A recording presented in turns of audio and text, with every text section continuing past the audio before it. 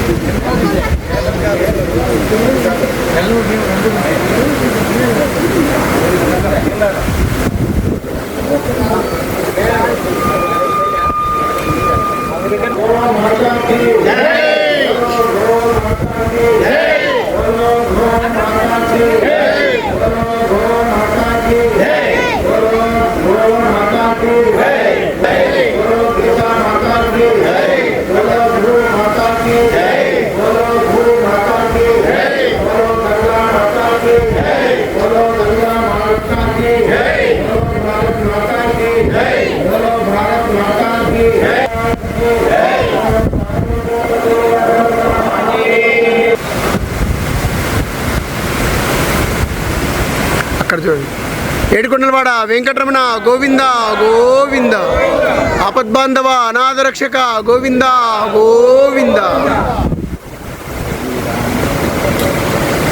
Jaya Rama Jaya Jaya Rama, Srirama Jaya Rama Jaya Jaya Rama, Srirama Jaya Rama Jaya Jaya Rama, Srirama Jaya Rama Jaya Jaya Rama, Srirama Jaya Rama Jaya Jaya Rama, Srirama.